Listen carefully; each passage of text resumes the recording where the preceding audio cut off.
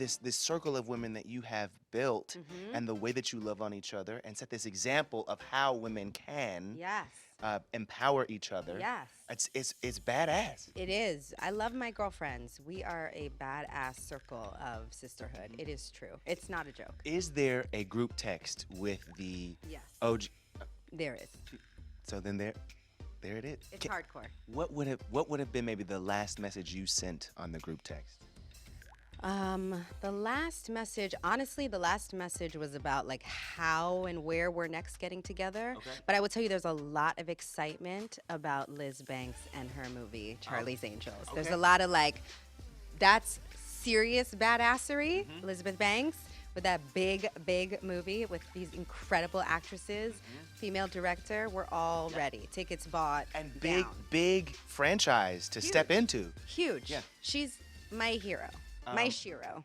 The other, Yes. the way that you love on your father and share him with us on Instagram. I mean, I know it's probably hard to hear. Yeah, no, I love Reese Witherspoon too. I was like, Dad, I am your daughter. It can't be all about Reese all the time. What's happening? My dad is phenomenal. And the truth is, he's such a big character, it would be a crime to keep him to myself. Don't you think? I hear that. Yeah. No, we thank you. No, I'm glad. We thank you. Shout out to Earl. You know what? We love you, Earl. Love you, Earl. Pops. What up, Pops? What up, Pop? Is there anyone in particular that you'd like to shine on? Anyone that you are particularly loving these days? Oh, I am. Kind of like pay it forward, passing it on. Yes. I am, in terms of like another female, Yeah. okay. I would like to pay it forward to the amazing Jane Fonda because she's getting arrested every single week for climate change. She's incredible. She just got honored at the BAFTAs, and she wasn't there to receive her honor because she was being arrested, but they sent a B camera crew to her arrest, and in her handcuffs, she was like, "Thank you, BAFTA!" So I just love her, and I love what she's doing, and Boss. yeah, she's a boss. She's a boss. I don't know what you expect me to do. Please, find my son!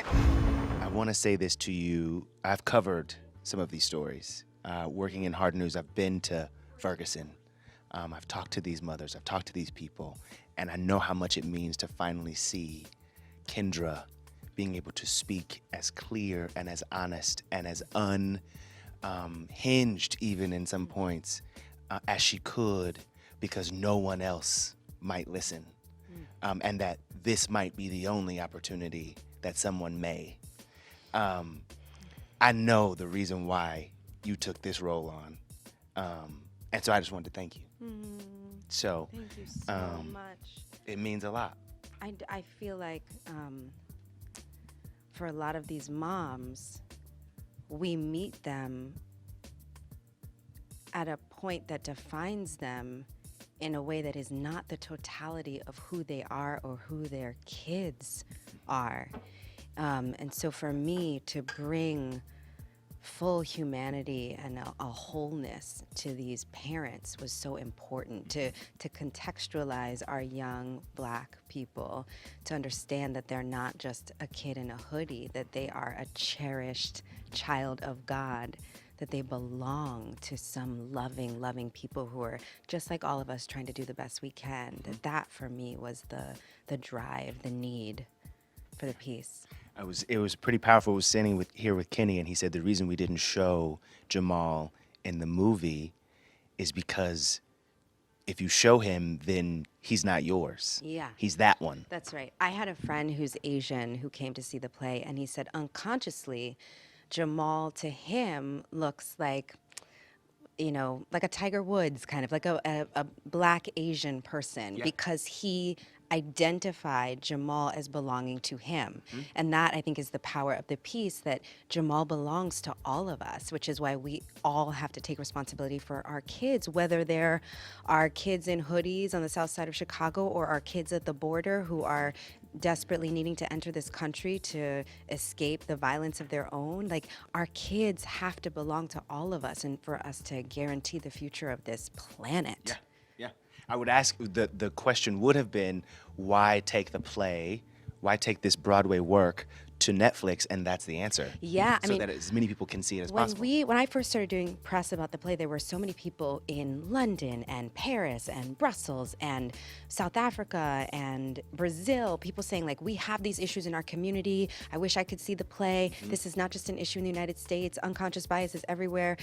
Violence with police is all over the globe. And so to be able to now have this conversation globally is such a gift. And so I'm so grateful to Netflix. Yeah. Did you at any point did you think about your own children? Oh, of course. Jamal reminds me a lot of myself in the play because I was a black kid who was straddling a lot of worlds because I went to a private school and I wanted to fit in there and I wanted to fit in at home, and that feeling of wanting to figure out who I am while there's so much pressure around me to be who other people need me to be, I really identified with that. So that's part of why I wanted to honor the journey of this young person. But yes, I thought also, of course I identify with Kendra. I'm a mom, and I'm a mom of black kids. And so being a mom of any kind of kid is a practice of vulnerability, right? Like the moment they are walking the planet and they're outside you, if that's your path to motherhood, is that they came from you. Once they're on the outside, like it's just like one moment of individuation after another where you're like praying they're going to be okay. Please. You know, and one day it's you pray that they're going to be okay and they won't stumble into the table as they're learning to walk. And the next day it's you pray they're going to be okay because they took your car and it's 3 a.m. and you know something went down with the cops, but you don't know what. So I do identify with Kendra, and I, of course, love my kids with the fierceness of any mom. Yeah. Tell me about this being the first role after stepping out of those Olivia Pope hats and badass trench coats.